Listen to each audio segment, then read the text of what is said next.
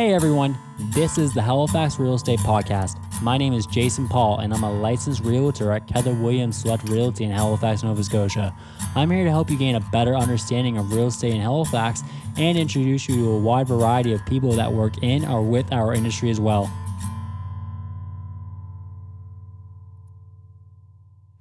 Habitat for Humanity Nova Scotia is a non-profit organization whose goal is to bring communities together through affordable housing across Nova Scotia. Kevin Riles is the acting chair of the Board of Directors for Habitat for Humanity Nova Scotia, and he's in charge of managing the Board of Directors and both lead, facilitate, and create an environment where all voices are heard from the directors and staff. Please welcome Kevin Riles. Hey Kevin, how are you? I'm great, Jason. Thanks for having me on, and happy Easter weekend. Happy Easter weekend to you too, and thank you so much for coming. My pleasure. I've been trying to I want to get more the non-for-profit organizations on. So Habitat for Humanity, like yourself, like Lake City Works, we're trying to bring on, because affordable housing is a thing that is a constant, never-ending conversation in Halifax due to the rapid growth in the city. So for the people at home who don't know, what is Habitat for Humanity? So Habitat for Humanity Nova Scotia was actually founded in 1992, and the first one in Canada was in 1985. And of course, most people associate Habitat with Jimmy Carter. And so basically what Habitat does is gives affordable housing and mortgages to families. So it's what we call a hand up. So to qualify, we look at your credit, you get a mortgage. Now what's interesting with us is it's an interest-free mortgage. And for the interest-free mortgage and no down payment, you have to put 500 hours in the construction of your own home or our restores. And that's the sweat equity part of it. And so what we're really trying to do is put families in homes. And there's been a lot of studies worldwide. We know, as most homeowners, the value of having families and their children in homes is invaluable. So that's what we're trying to do, is get people in a home, get that safety, that decent housing, and the skill sets that come with home ownership. Yeah. That's always our goal. Okay, so when you say 30% of homeowners, right? I'm trying to understand the math here, because you said something about when you're trying to get no down payment, more interest-free mortgage. Yeah. What does that typically look like in terms of the actual cost for the homeowners that take possession of these homes? So historically, since 1992, we've built about 75 homes in Nova Scotia. So the average mortgage would be about $220,000. Okay. So, family goes in. Our average, if you look at our demographic, 70% of our homeowners are single moms, 2 to 3 children. Yeah. And so that's the family that goes in. They have that $220,000 home. Again, it's interest-free. We look at their finances. Under the Habitat model, 30% of your income can't exceed the mortgage. Okay. So we want to make sure people go in, don't get house broke. Yeah. And so we do a lot of education and training, because as we all know, you go into a home, in your background in real estate, the mortgage is one part, but home ownership has a lot of costs, Yeah. a lot of stresses, a lot of responsibility. So we do a lot of education and working with our families that when they're in the home, we want to make sure they're there and successful for the life of the home. And one thing for us is, as the equity goes up, a family can actually at some point sell the home and take the equity out, but Habitat for Humanity has right of first refusal. So let's say you're back into that $220,000 home, Yeah. and you've been in it for 15 years, and you have a 25-year mortgage, and let's say it's worth $400,000. You can sell it, but we have right of first refusal to buy it and then put another Habitat family in. So it's a great incentive, because what it also does is an investment for families and the future and their kids. Okay, so let's say someone wants to sell it, the $400,000 example we just said. Correct. Would you guys, first refusal, can you guys buy it again at $220, or would you pay the full equity gain? We would pay the full equity gain. Okay, and then you put in another single low-income family household for the same idea, 30%. Okay. Absolutely. Okay, so first off, that's an incredible I love what you guys are doing in terms of helping the low-income family sector. How does someone, now in terms of qualifying, we understand the financials of looking at their background. How does someone qualify, and what are the processes for them to become eligible for a new home for you guys? Like, what do they have to do to actually get approved and be in line? So great question. So Habitat, we've got a great staff and an executive director, Donna Williamson, we just hired, comes with a great background. So we have an executive and we have a board. So we have an independent family services committee Okay. that looks at applications. So at any one time, we have 100 applications on the go. And so certain factors we look at is what we say with Habitat, safe, decent housing. So as you appreciate, there's a lot of people, a lot of families living in unsafe conditions. Yeah. So, that's certainly a priority. If we can take a family out of unsafe and decent places, we want to do that. And then we look at families. Obviously, with Habitat, the preference goes to families. And so we look at that, those conditions you're living in. We look at your income. We look at, have you been responsible paying rent? And we put all of that together and we do a selection and we shortlist it. And then usually at any one time, we like to have 10 families in a queue. And then if we're building 2 or 3 homes a year, which has been our average, they move in, but then a family can start to prepare because they might be on a 1, 3, 5-year rent lease. Yeah. So once we say, listen, you've been qualified for a Habitat home, it'll take 1 year to build, then they can start to kind of get their life in order to transition from rent to Home ownership. Home ownership. Okay.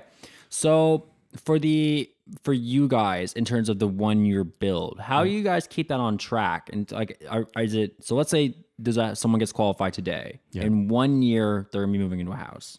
That is the goal. So interesting in my private life. So as chair, it's completely volunteer. Yeah. So I'm in the land development building business. So it's a different model, as you know, in your business too. Is that you're going to get a home. I mean, it's profit. You want to see it built in 3 months, maybe 4. So with the Habitat, one of the reasons we try to keep the costs low is we get a lot of gift in kind. Yes. So, for example, Kent may give us supplies, Dexter Construction, and then we have a lot of build days. So a lot of great sponsors over the years. RBC's been with us since '96, CUA. They'll put a team together. They'll come out for a day for a build, and then they'll give us sponsorship. And so they love to be part of the Habitat experience. Why that's a challenge is we have a build division. So all of a sudden, you're building a house, and then you have to bring 10 volunteers in for the day. So you have to make sure the volunteers are organized or doing work. You want the work done a certain way, so you don't have to come back and certain standards to fix the work. So it's great. It brings the community involved, but it's another aspect of it that you have to manage. And so historically, like we've found, one of the things that's taken us on average 6 months to start a build to finish. Yeah. And that's just a little bit too long. So over the last couple of builds, we've shrunk that to 4.5 months. Wow. Yeah, and so there's an efficiency on that. We've got a great build manager, Andrew Hawley, that's also got huge private sector experience.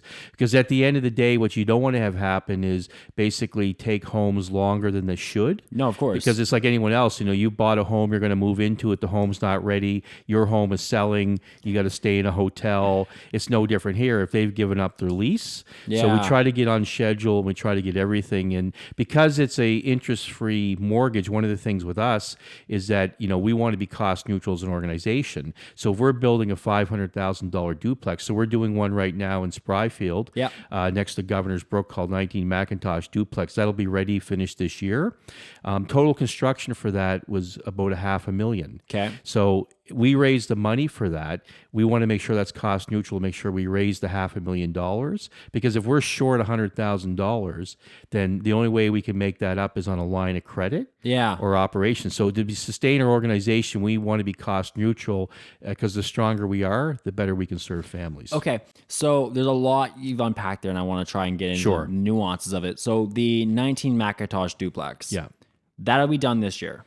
Correct. So we've got one phase less, and it actually starts Tuesday, the last phase. Okay. So we're in 4 of 4, which is just to basically finish off the build. Yeah. And so that'll be done in end of June. Okay. And then we always have a great thing. This is why we do this work and put the hours in. We have a key ceremony, and the key ceremony is where the families actually get the keys to their new home. Oh, I love that. And that'll be in July. Okay. So that's fantastic. That's amazing. Well, you can imagine these are families that have never owned a home. Yeah. And they're often coming from, let's say, not the greatest of backgrounds and rentals and all of this. So all of a sudden, themselves and their 2 or 3 children are moving in. They've already picked out the rooms. And so we do the key ceremony. And once they have the keys, it's their house. Oh, that's so nice. I want to get back to, because I'm really interested in how the organization acquires and builds these houses. So when I get into it, 19 Macintosh, just for a timeline sake, is when did you guys purchase the lot or the house, the pre-existing property? Yeah, so great question. So I think that, the not-for-profits, and there's organizations out there like, Habitat, that are trying to assist a societal need, crisis, challenges, affordable housing. You have to be entrepreneurial. Yes. So in the past, I mean, a lot of not-for-profits, including yourselves, would wait to get a land donated for $1 or government, and we welcome that, but you also have to get entrepreneurial. So in the case of 19 Macintosh, we went to a developer. We had heard through a source that he was going to sell it privately, and we went to him, and he was very good. So he sold it to us 40% under market value. Oh, that's lovely. Yeah. So, normally what would be, say, an $80,000 lot, I mean, we've got for 50 right away. Yeah. On this particular lot, I mean, the site construction folks, Falcom on that, and Dexter, I mean, the cost they gave us at 50%. Wow. And our project manager, Andrew Hawley, who's worked all over Nova Scotia, he's built, I would argue, more homes than anybody. Yep. He's our project manager. His costs for project management are 1/3. Oh, wow. So we have a lot of people that chip in to make sure a family goes in, but we negotiate those. We work with folks, and you need to do that to be entrepreneurial. You just can't wait and all of a sudden expect somebody's going to come and help you. You got to go make it your own way. Especially if you're trying to solve a problem that is affordable housing. Absolutely. So, okay, you guys were to now. When were you guys negotiating with the private owner for this? Like, what was the timeline? Was it 2018, 2019, 2020? Like, what year did you guys negotiate to take possession of this lot to develop late it? 2019. Okay. And the great benefit is, the Habitat board, we have 13 board members. Yeah. I've been on a lot of boards, I would say, great boards. This is the most talented, dedicated board. So, we've got business owners, business leaders, and we just so are very fortunate that, we've got commercial builders and everything else. So, when you need a kind of an expertise or somebody to call up, between our staff and our board members, we have that expertise. And, in business, if you know who to call and you have the right expertise, you can call up and basically cut the deals. And you're not doing it for your own private gain. You're doing it for not-for-profit. You're trying to solve affordable housing and put families in. And, the corporate world likes that. Yep. And so we've been very assertive on that front. As you should be. Now, so you acquire this lot late 2020. Yeah. And you understand that it's going to cost almost $500,000 to build. Yeah. So when you're going through negotiations, is it then when you're starting to drive up the funds to build this thing, or are the funds already in the bank account and you're just looking for somewhere to put it? So great question. So sometimes it's both. Okay. And, sometimes it's a leap of faith. So in this particular case, we looked at it and we said, we didn't have the funds set aside, but we had them in the account. I mean, to get a lot in Spryfield, which is a booming area, at that point for 40% off, we said, this is great. It's a duplex. It's close to another major. We've done a lot of development in, Spryfield up on Drysdale and everything else. So we know that area. So we got it. And then we were confident that we could fund development for it. Yeah. And, right now in the fund development efforts, as we go to the last phase, we fund developed, close to $400,000. Amazing. So we've got $100,000 to go, which we know our staffing will do. Yep. And so we'll make sure it's cost neutral, which doesn't put pressure on the operation and the financing of the organization. Yeah, because you can't put pressure on that end because you want to do more projects in the future. And if you cash drop the business, you can't do the developments that you're doing.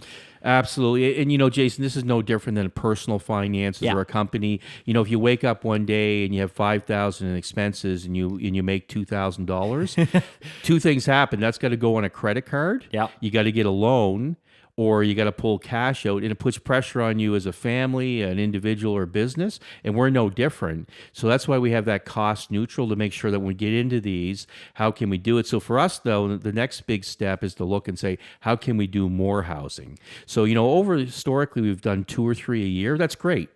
But how can Habitat for Humanity Nova Scotia evolve, change to do 10 a year? To do 15 a year. And so that's what our board is now dedicated to. How can we get to the next step? How can you scale? And how can we scale? And we're doing a lot of work, strategic planning, brought in a lot of great people to get us to that next step. Now, back to Macintosh, because I'm not quite done yet. I do want to talk into the future projections of Habitat, because I think that's really intriguing as well. But back to 19 Macintosh, these people that are moving in, are they moving into one side and they're getting one side of the duplex, or are they getting both sides of the duplex? Because it's 2 units. Yeah, so it's two separate families. Okay. Both have two children. Yeah. So basically, the Adams and the Johnson family. So 19A and 19B, Yeah. Macintosh. So there'll be two key ceremonies. I love it. And in July, and so both families, and we're looking at the kids and everything else will be in their new home July. Amazing. Okay, so these families have, and to help for them to qualify for this house, they have to do 500 hours of volunteer. Yeah. Yeah. So what kind of, for the applicants, that, because there's someone that might be listening that might be like, oh, this will be something that I can try, because maybe they're stuck in a situation. So what type of volunteering do they have to do? Well, it's remarkable because think about like you and I, or all of your listeners. I mean, we do some work around our house or the garden for 8 hours on the weekend. Yeah. Now imagine 500 hours. So that's a huge commitment. So a lot of the families, what they'll do is they work on the construction. So what we've noticed actually was interesting is Habitat families, if you look at the Canadian average, substantially, even though they have very modest living, substantially donate to charities, both in time and money, more than the average Canadian, because they know, this opportunity and to volunteer. So they'll spend a lot of time in the construction of the home. Okay. And then we also have a restore. So how our restores work, we have one on Wright Avenue in Dartmouth. So we get supplies and that donated to it. So for example, a great supplier is IKEA. Yeah. So when IKEA has a surplus kitchen set, we go pick it up, and that's at no cost, and then we sell it. So 100% that goes into our operation. There's no HST. So the restore is meant to pay for our operations. So for example, if the whole Habitat budget for a year is $1 million, we want our restore to be $1 million minimum. Okay. So it covers our operation, and then we want a cost neutral approach on a build.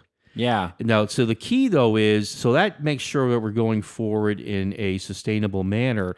But how do we now look at that and say that's worked for 2 or 3 homes? How can we build up and do a scaled model that gets us to say 10 homes a year? Yeah. And that's going to be creative, and that's what we're looking at. And that's going to take some private sector entrepreneurial flair and partnerships and all of that.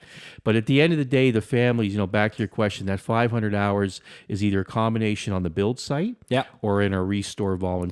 Okay. I really want to get into that creative financing that you guys might be doing in the future. But with this, because I want to talk about the families with the construction side, what part of the construction do you bring them in at to volunteer in? Is it like phase 1, 2, 3, 4, or is it across all things, whatever to help get them to that 500 hours? You know what, you've hit on something. So, I've been in land development build my whole career. Yeah. But I'm dangerous on the inside. So I put myself through university landscaping. Yeah. And I'm great on painting exterior, but you wouldn't want me touching electrical or a light bulb. Yeah. And so what our build team does is they're very good at finding out the skill set of people. Yeah. And you never know. I mean, some people are great on the outside, the inside, and some people are very good with nuances and renovating and drywall. Yeah. So we put people to work with their strengths, what they enjoy. And so, like anything else, if you enjoy doing something, you keep coming back. Yeah. So that's really also important, is we learned that from a lesson, is that sometimes you'll have a build team or volunteers that have great expertise. That could be a carpenter in a different life. And some people, that's not it. So you have to work around that. Yeah. And so some people also, they're not really comfortable on a construction site. They would rather work in a restore. They have a retail background. Right. And so, a restore is places where you can get furniture, clocks, nails, and all that. Yeah. So whatever you're comfortable with, we find that we just want the 500 hours as the volunteer.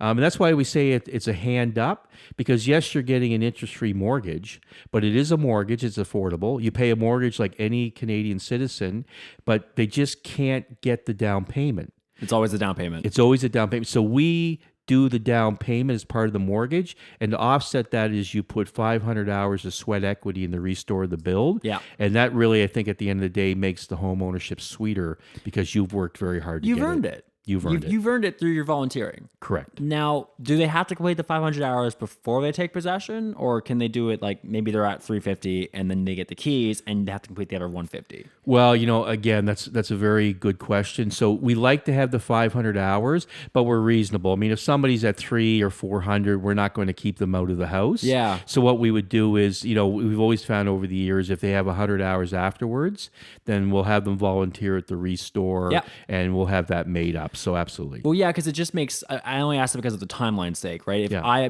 If I let's just say I applied for Habitat for Humanity's help, and then I find out that you're gonna get a key, and your timeline's a year. I have to get 500 hours of volunteering in 365 days. If I work full time and I've got kids, that's a hard number to reach in a year. So that's why I was kind of wondering if you guys are flexible in that regard. Absolutely. And you've hit it. I mean, we have, people with 2 jobs, or you've got kids, or they're trying to better themselves and they've got a night class. Yeah. And so maybe they only have the weekends. So, our family services team, works with our families. And that's why at the end of the day, and they look at that. And so, most of our families are working hard. So again, if you're at 300 or 350, we'll work with you after the fact at the end of it and make that happen. And I'm sure they're so grateful. They're happy to continue. Oh, absolutely. Absolutely. And they appreciate it because they also know when they're volunteering after they own a home, Yeah. there's somebody else that has a home. So what will actually happen is people that do have, let's say, hours to make up, they'll work on a build site for the next house. Oh, that's so incredible. Because what will happen is they know there's another family with 3, 4, 5 kids waiting to get in. Yeah. And they know what they had to do. And so they actually love to go to the next build. So, it's a great story. And that's so like full circle. Yeah. Right. So now I didn't know you guys do restores. Yeah. So what is restore? And I understand the way you're explaining it as 2 economic drivers. The restore supply.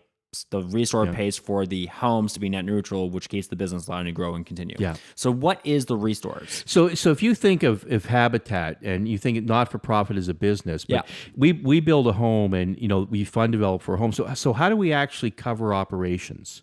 So again, I'll use an example. We're $1 million operation. Yeah. So how do you do that? So again, it's tough, and I'm not sure you want to be fund developing to pay for administration. I mean, there's always a bit of administration. So what the restore is, it's a store. Yep. And because it's a not-for-profit, we don't pay HST. Okay. So what we'll say, for example, Marriott Hotel, for example, when they were doing their major renovations to their hotel, gave us, thousands of dollars of chairs in their lobby. They completely did their lobby. They called us up. Our restore team went and picked it up. IKEA. We've had hotels, motels. We've had developers doing renovations to their apartment buildings. Okay. And so they'll call us up, and we have private donations. We just had a house in the South End that we're working on, basically getting probably $100,000 worth of furniture. Wow. They bought it. The couple moving in didn't like the furniture. They were a fan of Habitat. And so this week, basically, we're going to pick that up. So that's no charge. It's donated. Okay. Now, we can give a receipt. So for Jason, if you gave us a couch and we saw the value of the couch, for argument's sake, is $200, we can give you a charitable receipt for the $200 value. Amazing. And then we get that couch and then we price it. And you can appreciate our prices are very competitive. Of course. So, if that chair or couch, for argument's sake, probably could go on the market for $2,000. Yeah. It would be substantially less with us. Yeah. Because we're trying to move product. And that's why the greater the product that comes in, and we have a huge customer base. So our Dartmouth Restore makes close to $1 million a year. Wow. And, breaking that down, that on average is about 20,000 unique customers. Okay. So the average customer coming in probably spends $50. Some spend thousands. Like we have customers that are online, so they know that when IKEA is dropping something off, like they'll come in and pick up a kitchen set. So that restore does great. And the loyalty of Haligonians and Nova Scotians, like we were shut down for 3 months over the pandemic. Yeah. But we've spent a lot of time over the next year that next month we'll have the ability to go online. Amazing. So in theory, if there was another lockdown, you could call us up and we could pick up your couch, or you could leave it in your garage or outside and we would basically get it for you, or you could order it online. So we're very close to going online, but that restore is fantastic because that $1 million restore funds our administration, which puts less pressure because again, if you had $1 million restore operation, but your expenses were 1.5, you're $500,000 in the hole. Yeah. And like any business, you can't be in the hole. You can't be in the hole. No matter non-for-profit, good intention, private sector, government, you can't be in the hole $500,000. A budget is a budget. A budget's a budget. Yeah. Now, okay, with the restore, it's in Dartmouth. People can go in today and pick up furniture. Great. So it's 81 Wright Avenue. Yep. It's at generally as soon as you come off Wright, it's in a strip mall. Yep.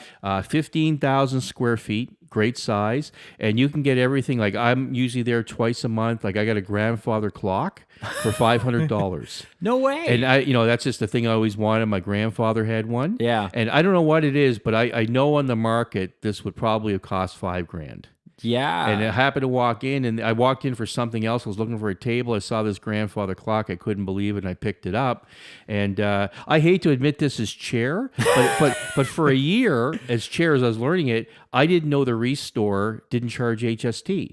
So I would go in and give like a credit card, Yeah. and I'd say like there's a desk set or something for $100. I didn't think about it, but we don't charge HST. So that's another thing is not only getting very good stuff, But there's no extra cost. there's no extra cost in the HST, and generally you're getting a pretty good discount. So we have an incredibly loyal customer base. Yeah, of course. So and on that end, so if someone's shopping for furniture and they want to support a local or a local not-for-profit that's creating some housing, they can go to your guys' Restore. And it's just called Restore? Is it called Habitat for Humanity? What's it called so they can find it better So on Google? Habitat Dartmouth Restore. Okay, better. So they can walk into Habitat Dartmouth Restore and they can support your guys' initiatives to build low-income housing. More than welcome, and thank you. So, if you could come in and buy anything, so every dollar that you buy something goes towards Habitat. Okay. And serving a family by putting somebody in a home. Or, you could call up and say, listen, we're doing a spring cleaning.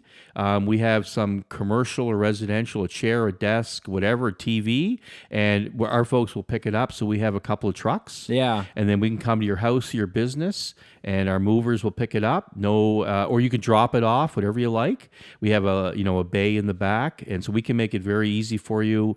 And again, if you like a receipt, we can give you a receipt. But you're doing good by either buying something at the Restore or donating, equipment or furniture. Okay, that's incredible that you can have people donate as well as go and purchase. So if I want to donate, say I'm moving or say I bought a house and I don't like the furniture, Yeah. I can just call Habitat and you guys will come and pick it up, or do I need to deliver it? No, either or. So if you call us up and say, listen, I'm just cleaning out my house, moving, and I've got A, B, and C, then what we would do is arrange a time, and then our mover and the trucks would come out and pick it up and take care of it. And no cost. No cost. Okay. And so basically, like what happened is during COVID, I mean, Nova Scotia has been an incredibly blessed place. Yeah. So some people will allow our folks to come in with a mask and they'll stay upstairs, or some will actually put it out in the driveway or the garage, whatever makes you comfortable. Yeah, of course. But the thing at the end of the day is our movers can come get it, or some people actually, what they'll do is they'll have a piece of equipment or something, they'll drop it off at our bay because they want to go shop.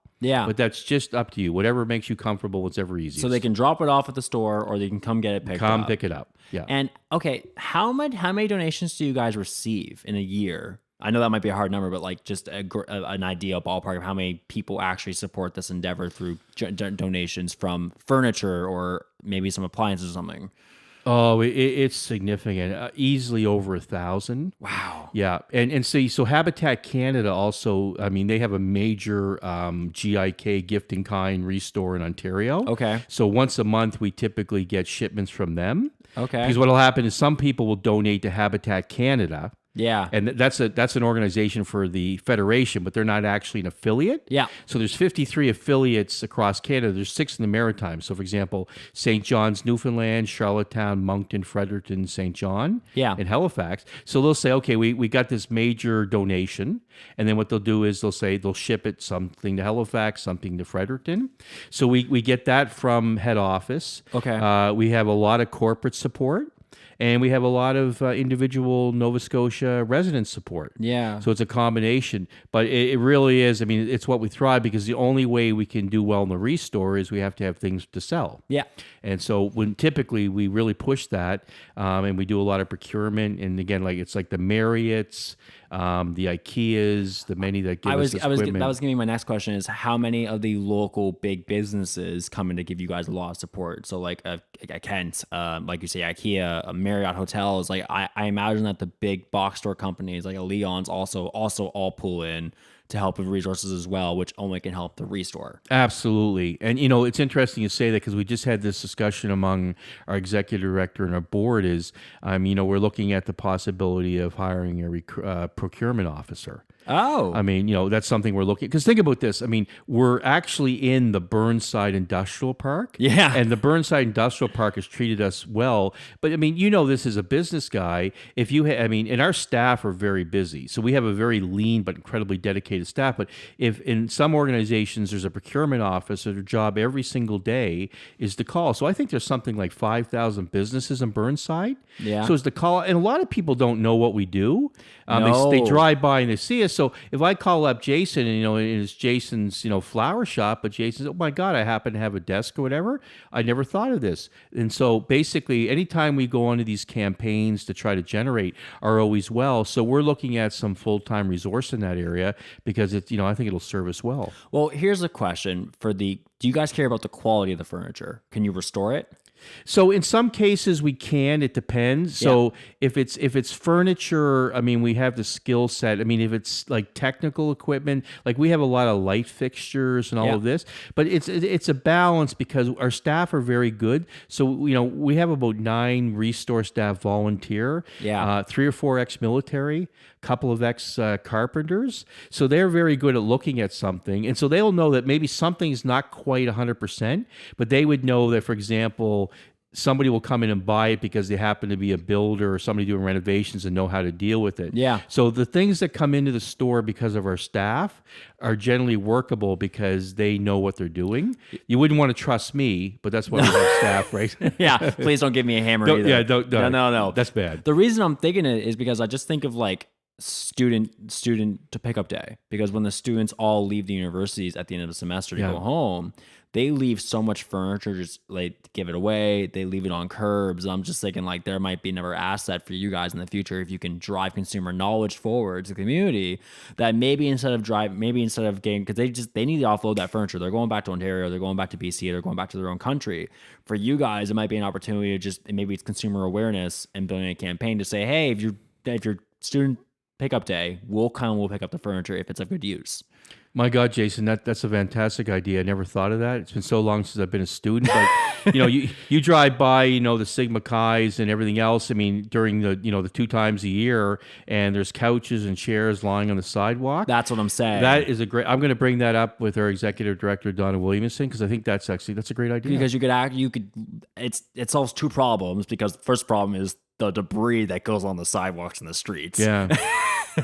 Secondly, it gives the students, maybe it's a feel good factor. Yeah. Maybe it's just simply to offload and not driving out to Value Village.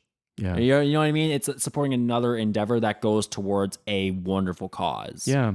No, I like that. And again, I mean, often what you see on the side there with students is the sort of furniture and chairs and equipment and computer stands. Exactly. That's what we sell. So at the end of the day, I think that's on tap. But once again, like I mentioned earlier, this is why this board and this team and our executive director, you have to think entrepreneurial. Yeah. So it's you have to do procurement, and you have to, people will drop off, but you also have to be creative, and you have to go hunt these opportunities. And that's an example of where you're being proactive, reach out to the universities, the frat houses, the student unions, and say, here's what we are. And, we've got a great name that's been built over a lot of years. So, we can build those relationships. So those are the sort of ideas that we're brainstorming to make stuff happen. Yeah. And it's like I say, it's just a great way to, and like with more consumer knowledge and consumer awareness of what you guys, of the restore. Because I had no idea you guys did that. I thought you guys were just building houses for the community, which I'm glad to know that. Like I was wondering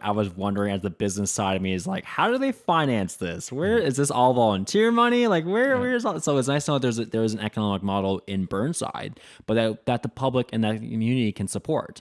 Because I know for a fact, like I throw out so much crap a year. Yeah. If we go upstairs to my spare bedroom, you're gonna see it filled with furniture that I promise you is gonna end up.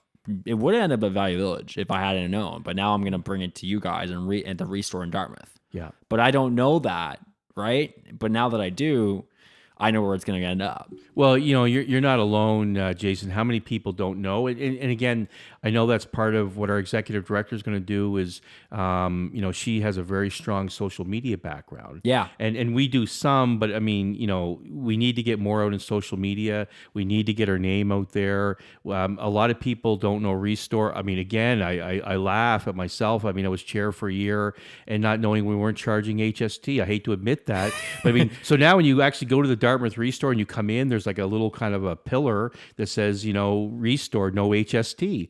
Because I said, like, if I'm walking in here twice a month and not knowing there's HST, I mean, to some consumers, that's a big deal. That's a huge, especially if you, the grandfather clock, for example, if I can find that on Facebook Marketplace for 5,000 and I walk into the Restore and it's 500, but that's the price. That's the price. I don't have to calculate the extra 15% on top of that, and then I don't have to the HST, in case I'm a self-employed individual, all that wonderful tax stuff. Yeah. But like $500 in and out, that's also a huge point of interest for the consumer public. Absolutely. And you know this, I mean, we just this year, and again, we're trying to grow, but for almost 10 years, we didn't have a POS system. Now, I come from a business, I also had a retail background. So, I mean, in retail, I mean, you've got to have a POS system. Have to. So our finance team, our administration implemented that. So here's the thing. Think about this as a business. You're a restaurant, you're a clothing store. We have 20,000 unique customers come in a year. And if you go to the front counter and I say, Jason, by the way, can we take your email? So we'll let you know that when IKEA drops something off, or we might have a seniors deal. 99% of our customers would say, absolutely. Yeah. Because you're not going to bug me. I mean, you're going to be bugging me or calling out for there's equipment and stuff coming in. We can't do that right now. So we've relied in the entire history of the Restore of people checking in, checking a Facebook page on occasion, kind of getting a pattern. And it still does $1 million a year. You guys don't have an email follow-up system in place? No. That's a... Yeah. That's what we'll do is through our staff, and we'll basically, call if somebody emails. But see what we've done, and basically, and that's not on the on the staff. The board's got involved, so we put a POS system in place.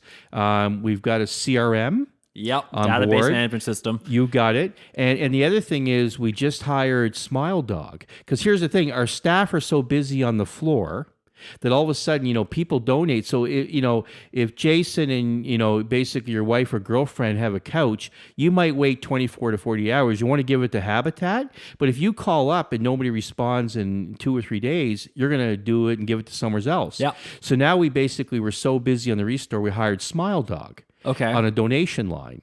So basically you call up, I mean, they'll take the initial call, it'll go to the right staff member. That's been huge. We're so busy, we got a second truck in the works. Nice. Because the thing, it's great to have a moving truck, but again, if we're so backed up and it takes 3 weeks to get to you, it's not worth it. There's no value. There's no value. So these are all the things is you have to think of this. It is really a retail operation doing incredible good, but you have to give the retail operation a love. So you have to have a POS system, a CRM. You have to answer donation calls. You have to have all of that in place because at the end of the day, our goal is to take that $1 million Restore, and we believe we can get it to $1.5 million. I believe you get it to 3 off of email and customer awareness and letting people and just being more and more on the front foot of being involved and contact. It's touches and contacts. Yeah. That's all you're missing. If you have a touch system through an email, and like I said, you're not bugging people, you're letting people know of, IKEA just dropped in this wicked patio set. Yeah. Come have a look. Or like, this that we just picked up South End Home, recent purchase, $100,000 worth of furniture. Come have a look. We're selling it for X amount of dollars. Absolutely. That's a great way to drive traffic into the store, which only back supports the offset of the business cost itself to build the houses, to pay for the administrative costs, and to handle the day-to-day function of the actual non-profit. Well, 100% correct. And it's an integrated approach. So between donation lines, POS, CRM, social media, email follow-up, then you become a sophisticated operation that just lets your customers, both current and prospective, here's what we have. But it's like everything else. You don't go to a restaurant you've never seen or heard of, no matter how good the food is. And then either you see something, somebody's advertised a restaurant or a friend maybe's told you, but we need to get that message out. And we've really done the $1 million organically. Yeah. And, as chair, I've got to be a bit more conservative, but I will tell you there's many people in our organization that would agree with you that there's a $2 million upside here. I was going to say, I think you're selling it short with 1.5. With community outreach, you could do a lot more. Absolutely. Now, the typical volunteer, right? The person that reaches out and wants to get involved with Habitat, do they get to choose where they want to go? Like, let's say I want to volunteer today, and I say, okay, well, I'm not great with a hammer. Maybe I could volunteer at the Restore. Oh, absolutely. Okay. So, and the thing is, I mean, we've had great volunteers, like many not-for-profits. I mean, our new executive director we've got to replenish because, if you look at our Restore, I mean, we have volunteers that are the 60, 66, 72, been with us 10 years. We hope we're with us another 10 years. So we're looking at bringing some more youth in. Yeah. But again, somebody could come in, for example, maybe they got an accounting background. So we've hired a lot of students over the years through programs, because think of what Habitat is. It's the most complex organization, not for profit, I've ever seen, and I've been part of many. So think about this: you have a Restore, which is a major $1 million restore, retail operation. Yeah. We're in the building business. Like, in your background in real estate, I mean, it's tough for professional builders. So we're in the building business. Yeah. We're in the fund development business. We're in the mortgage business. And we're in the family services business. Oh my. And then on top of that, you've got to run an organization. You've got the three pillars. You've got IT, you've got human resource, and all of that, which is why we're fortunate to have our executive director and great team. But think about this: it's a really complex and all of this, and you got to put this together. And so, with all of that in mind, we really now have to think outside the box, be creative, be entrepreneurial. To say, since '92, we've been a trusted affordable housing provider. We've done a lot of good work. But how do we go from 3 homes a year to 10 or 15? Yeah. And that's really where we're doing a lot of heavy lifting with staff and with, I think it's got to be, entrepreneurial. And, you and I were chatting just before the podcast. It really takes government. It really takes not-for-profit, and it really takes the private sector. It's a whole team. And you're not going to solve this, and I can say this because I can put my private sector land developer hat on. You've got to have all three. Yeah. And if you don't have all three, you're not going to get the results in affordable housing that Halifax, Nova Scotia, and the country needs. Yeah, especially if you're trying to get to 10 to 15 houses a year, which is an incredible scale. Because to get the lots, to develop the lots, and like you said, you're in the mortgage business, the building business. I mean, how hard is it to acquire materials right now, and what are cost of materials? I imagine that's had a major impact on what you guys are projecting about doing in terms of helping affordable housing over the next 2 to 3 years. 100%, and you talk to most builders. I mean, supplies across the board have doubled. Yeah. If you're just somebody out there that owns a home, try get a plumber now. So it's not only the materials that have doubled because in a lot of ways COVID and supply chain, the trades. Yeah. Getting a trade. Now we have a lot of volunteers and we have a bill, but you still need specialists to come in. Always. And they're very good because we're Habitat. But at the end of the day, we have a trades issue, we have a supply issue, the cost of land is skyrocketing. So not only have all these things to improve our best business practices, but also start to kind of explore, other opportunities in the affordable housing continuum. Here's an interesting statistic. 70% of the Habitat homes in the United States are purchase and renovate. Oh. So what they've, and you can imagine United States, it's 10 times the population. But, if you're going into Halifax, like right now, to get a semi in Spryfield, you'd be fortunate to find that under $350,000. Yeah. And so if you buy a piece of land and everything you mentioned about, lumber and supply and trades, there's still places you can go in Halifax and Nova Scotia where you can go get a home for $180. Yep. And maybe put $50,000 into it. So you basically still have a relatively affordable, mortgage. Yeah. So these are things in the housing continuum we want to look at. I was going to say, is that where you guys are looking next? Yes. Is maybe just buying an actual existing home and then bringing it up, because that would also shorten your cost. Absolutely. Because you're not developing a whole lot and building up a whole new house, which would cost, the materials is outrageous right now. And not to mention, it's also going to be a cheaper build because you can manage a renovation construction much more because it takes less humans. Yeah. And it's always about corralling the humans to, like, if you're building a house, you got to get the foundation done by a certain timeline. Then you got to get the frame done a certain timeline. Then you're bringing in, the flooring, and you're laying down floorboards. And then you're bringing in the trades to do plumbing and electrical and wiring. And there's a juggling act to do it. And when you're trying to finish it, tilers, floorers, drywallers, mudders. There's so many people that have to come together for this to come. If you're just doing a renovation, maybe it's just a $50,000 renovation of a kitchen and an ensuite, or maybe you're updating a new coat of paint.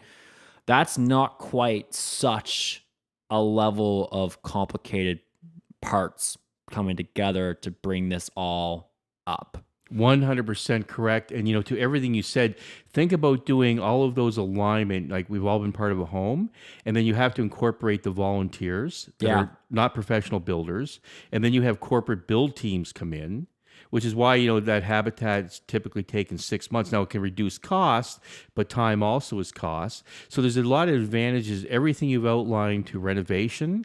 I mean, we're also looking at, in some regards, to a rent to own situation. Yes. Because what'll happen is, I mean, the biggest thing is owning a home, the mortgage is one part of it. So we want to make sure the families get in there successfully and sustainable. Yeah. So, we're looking at, with Habitat Canada, the potential, for example, is, Jason qualifies. We want to see him rent for a little bit, get some skills in home ownership, budgeting, various factors, show that, basically he can rent responsibly, and then transition him from that to full home ownership. Or maybe basically the situation is we have a few homes coming up, and it's good to put a Habitat family in that rental situation, our rental situation, that they can transition to a home because we have homes coming up. Maybe they're in a place where their rent's a problem, or there's a rent eviction and they don't have a place to go. So those are other aspects of the housing continuum: the purchase and renovate, rent to own, those things, we want to add, look at the model. Yeah. And I think that's important because at the end of the day, it's putting people in safe, decent housing. Yep. And we need more safe, decent housing in both Halifax and Nova Scotia. For a fair price. For a fair So price. you're not paying the premium of what the market is dictating now, because it is a premium to get into housing right now, even on the rental side because of all the demand. Yeah. And now, okay, so I want to come back to the volunteer donation. So how much do you guys get, and you don't have to, just a ballpark figure, in actual donations, like money donations a year, to help support the business, the non-for-profit, I mean? So basically, not counting the restore, Yeah. Usually neighborhood of about $500,000. Okay. And again, I think we can do a better job being out there. Yeah. And, again, we've had a lean staff and COVID. So our goal and our budget this year is to get to $1 million. So again, we're putting together a 3-year strategic plan. We brought in a pro to work with us on this. So Paula Minigan. Okay. She's a world-renowned leader from here that's basically board governance and leadership that work with the board and staff on that, because in that, we're looking at taking everything that's been successful with us over the last 30 years, things that need to be improved. It's like when I'm talking to you, your eyes lit up when I say restore, and we didn't have a POS system. Yeah, that is hilarious. And we have 4 or 5 board members that are in the retail business and said, like, that's just not acceptable. Yeah. And there's nobody to blame. We're going to change that. And we changed that. And so to all of this, we're saying to Paula, facilitate between our staff and our board, what does the next 3 years look like? What's our mission? What's our goal? How do we accomplish it? And, put that game plan together. Because like any business or person or family, you have to have a game plan. Yeah. And so that's our game plan for the next 3 years, that strategic plan, which we're working on. Well, I mean, I'll make this in a numbers term for the listeners at home can understand what you're really trying to do. Because if you're trying to, right now you're putting in 2 or 3 people in homes a year, right? If you're aiming for 10 to 15, let's say 2 to 10, that's a 500% growth. Yeah. That's me spending $100 on the stock market and making $500 back. That's a 500% return or growth of what we're talking about here, right? If you're aiming for 3 to 15, once again, 500% growth. Now, if you're bringing in $1 million from the restore to offset $1 million in cost, well, if you're going to do 500% growth in terms of the homes, it's either come up with 500%, $5 million from the restore, or $5 million, and to offset the $5 million cost, because they go hand in hand. Growth and cost go hand in hand. That's the nature of business. So it's having to become very entrepreneurial and very creative in how you drive your economic structure forward to offset the ever-loading cost of the pressure you're going to put on the nonprofit itself, which means you need to drive new volunteers, you need to bring in more creative thinking, and you need to bring in more structures in place to be able to give that platform to bring in to provide the nonprofit affordable housing to more and more families, which is the sole purpose of Habitats for Humanity. Well, very well said. And when you scale up, it's all those challenges. Like many know, we had a small boutique, restore in Halifax. Wasn't a great location, just didn't work out. But think about this: we have one restore in Dartmouth that is making a million a year. We're convinced in the Halifax market alone, which is 450,000 plus or minus residents, there's $3 million in retail there. We're talking about the peninsula. Okay. So, part of this strategic planning is to look at another restore somewheres on the peninsula. Like, for argument's sake, is that the North End? Is that Sackville? Is that near Mumford? But we're convinced there's a market there. So, you're looking at both sides. It's Habitat for Humanity Nova Scotia. Of course, Halifax is half the population roughly. But, look at other markets: Sydney, Truro, Windsor, Kentville, Bridgewater, Yarmouth. Great markets. We think there's a possibility that you could have a boutique restore. I feel like in like the lesser markets like a Bridgewater and a Sydney, I feel like they would really appreciate. We think so too, actually, and I think the right location. And then when we've looked at this, we think some markets might be a little more upscale. So, for example, our Dartmouth restore is a bit of a mix and match and everything. Maybe in some restore you just do furniture. Yeah. But to your point, I think you're right. You go into the market and you look at it and you say, what does that market need? And like right now, the Dartmouth restore is a great generator. It's 15,000 square feet. But there's nothing saying into some of the places you mentioned, what about a 3,000 or 5,000 square foot restore? Yeah. And so I think part of that to your question is, how do you scale up that you have the revenue to support your operation? So it's basically it's a capacity issue, it's a revenue issue, but that's why we have a board. 13 board members with 300 years experience. That's why we have a very experienced team, is to figure this out, because we can keep doing the good work and doing 2 or 3 homes a year, and that's great. How do you get to that 10 or 15? And we're no different than my business, your business, any business. You're trying to grow, but you want to grow responsibly and smartly, and it's a challenge. Yeah, so don't overstretch. Don't overstretch. And, we've overstretched in the past, so we felt that pain. Yeah. So, we run things very tightly, but it really is pulling, the top off the can and looking at the operation. And so we did a major restructuring in 2019. Now we're doing the strategic plan. And to everything you said is, how do we figure this out? And we know there's partnerships there with the private sector and government, but we want to be self-sustaining. So we got to pull it all together and put our brain power to make it happen. Well, yeah, because if you're gonna get to, like, I just think of, like, as my career as a realtor right now, it's hard to find housing for my clients. Yeah. And you guys are going to try and find 10 to 15 additional units, and they are units, a year to support public housing, which is an incredible endeavor, but finding them, negotiating a price. Now, it's really cool that if you can negotiate a price of 40 to 50% off the actual market value, because that's a great way to get in the door. But to even find those units and negotiate those prices, that's already, like, it's hard for me to find 10, 15 additional units for my clients. So to be able to scale up in that capacity, that alone's already in my head, like, I don't know where you're going to find them. That's a good question. I'm going to put my company, by all means. So my company hat on for a sec, right? Yeah. So my firm KWR does land development. And so here's what other cities have done. So think about this. Habitat's a trusted name. Yep. Now, sometimes when in the development community, if you're talking affordable housing, I know this because of my other hat, there is some skepticism. I'm going to do affordable housing if I get more density or height. So I give you an example. We did a project. So under the HRM affordable housing, they will give you bonus density and height if you offer, this is an apartment unit, for 30% under market value for 15 years. So let's say that you're building a new building. So we had a client that had a 5-story, as of right, 31 units. We had an approval to go to 8 stories, 3 extra stories, and 55 units. Of those extra 24 units, 18 are affordable as per the city.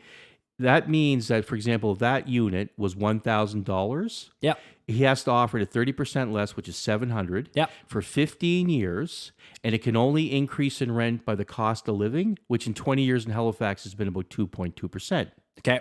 So the city says this way we can add those units as affordable and we'll give you extra rent. And then that worked out. If you take those 18 units over 180 months, 15 years, it's 1.26 million in discounted rents. That's a public amenity. Wow. But what it did is the developer and our client, it was able to work on that, not in every case. So I would say too, I think there's opportunities for habitat. Let me give you an example. Let's say some developer out there has 1,000 acres and they say like, we want to do 5 or 10% affordable. Why not partner with Habitat and say, you know what, Habitat, we'll give you 50 acres, which is 20%. So 50 acres, 1 in 20, Yeah. or we'll even give you 10%. I'll even go so far. We'll even give you 5%. We'll give you 5% of the land mass. We'll give you the lots. We'll make them pad ready. And they can come back to the city and say, you know, this 5%, it's not in our name.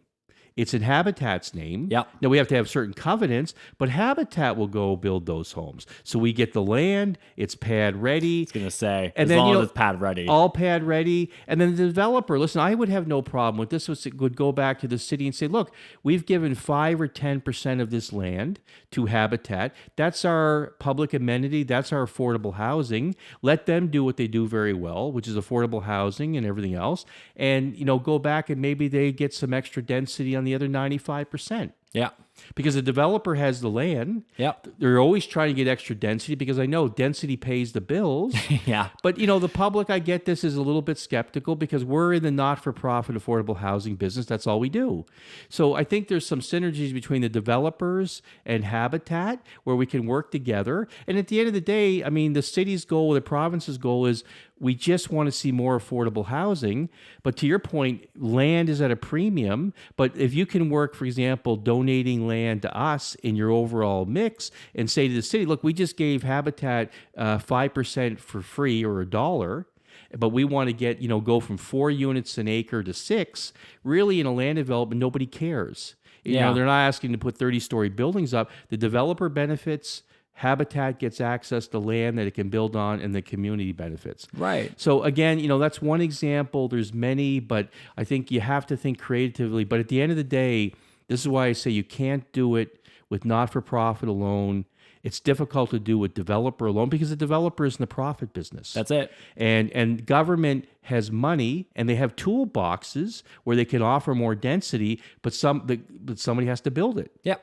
So to the earlier discussion, it takes all three. But that's why I say back to it, Jason, we have to think creatively. I mean, you can go on Viewpoint or any site and try to find a lot. Good luck. and once in a while you might find it. Hold on. You can find a lot. They're undeveloped. They're undeveloped. Yeah. So good luck. Good luck indeed. So again, to everything we said, POS systems, donation lines, CRMs, other boutique restores, partnerships with developers. You have to evolve. You have to grow. You have to find ways because Halifax has grown up. There's record prices, record development. I'm in that business. You're in that business. We're never going back to 2016. No. We're going to basically continue to grow. More people are coming into the province. More people are coming into the city. So we have to adjust that, are we going to keep this pace for 20 years? Maybe not this pace, but it's going to grow. Its prices are going to go up because we were an undervalued market for 30 years. Yep. So part of this is catch up. So, we've got to, figure a way to make this happen in Halifax now. And then part of it is we have other opportunities. So after we finish 19 Macintosh, number 2 on our list is we've got a foundation in the ground in Oxford. Yes. And so that's great because, in Oxford, you could still do a home for $200, $225. Yeah. And then Sobeys was very kind. They donated a lot in Stellarton. Oh, I love it. So the mayor there is on the steering committee. So, we're going to try to get that geared up. So in 2022, we can get a home in Stellarton. Yeah. So there's many opportunities. So we're trying to expand our reach outside of HRM. Yeah. And I think that's where the traditional habitat model where you could still do a $200,000 to $250,000 home can be done, fairly effectively. But in Halifax is the 13th largest city with the prices skyrocketing as you and I see and labor shortages and materials. We're going to have to get creative because it's going to be difficult for us to do a habitat home when it's $500,000. I mean, the duplex in Spryfield, like the numbers you've explained on that alone, surprise is shocking to me. Just by the way you guys were able to get that up in a year during this time in the last year we've been in a pandemic. Short of supplies, prices, supplies at an all-time high, negotiating the land, building it, trades, volunteers. It takes a whole world of humans to come together to make this happen. And it's incredible that and it's so good to understand that at the end of all this work, 2 families get homes with keys and they can afford it and they can live comfortably in Spryfield, which is the whole point of this whole story. For people that listen to this and want to get involved, what's the best way to reach out and get involved with Habitat in case they want to volunteer at the restore, in case they want to volunteer on the building site, or they want to just give their time or maybe make a donation? What's the best way for them to get in touch? Well, that's great. I mean, I would say is take a few minutes, go on the Habitat website and email our executive director, which is Donna Williamson at ed@habitatnovascotia.ca. And really, there's a lot of things. So, I mean, you can help us by donating something to the restore. You can come into the administration. I mean, think about this. Like I mentioned earlier, you might have a fund development background. Yeah. Maybe you have a procurement background. Maybe you have a build background. So you can go to a build site if you like building. All of their project managers, electricians. We have all of those as volunteers. Maybe you want to do the restore. Maybe you like the retail, being on the floor and working with customers. So there's administration opportunities. There's build opportunities. There's actually restore, or there's basically donating equipment. So it really is, because it's such a complex operation, endless. Yeah. So if you have an interest, reach out to Donna and the team on the website. Drop me a line if you like. But I think, we'd love to have you, because volunteers are our backbone. Yeah, of course. I mean, they're key. I mean, they put the passion in, the drive. They reduce our costs. So without volunteers, we don't exist. And we've had great volunteers, but we basically have to bring on more volunteers. And, one of the things we're looking at doing is, God love them, the 2 guys on our pickup truck are 72 and 66. No way. And let me tell you, they're in great shape. But as our new executive director says, I think she's going to pick up the phone call and get a couple of SMU football players. Yeah. And I know they're out there. I used to play football and hockey. So, I mean, that's the sort of thing, we're fortunate to have a 72 and 66-year-old guys being able to do that heavy lifting. I hope I'm in that good a shape at that age. But once again, you got to bring a combination of youth and skills and experience. So volunteer recognition and drive is one of the parts of our strategy to really up that. Oh my, that's incredible. Yeah, so part of what we're going to be doing over the next year. Kevin, it's been such a pleasure. Thank you so much for your time. Listen, thanks for taking the time on Good Friday and happy Easter weekend. And it's a real pleasure to meet you, my friend, and I look forward to this next time. Yeah, thanks so much, Kevin. Take care. Bye-bye. Ciao. If you'd like to get in touch with Kevin about Habitat for Humanity Nova Scotia, you can reach him at 902-403-7847 or kevin@kwrapprovals.com. And if you'd like to get in touch with me, you can reach me at 902-220-7357 or jason.paul@kw.com. Thanks again. Bye.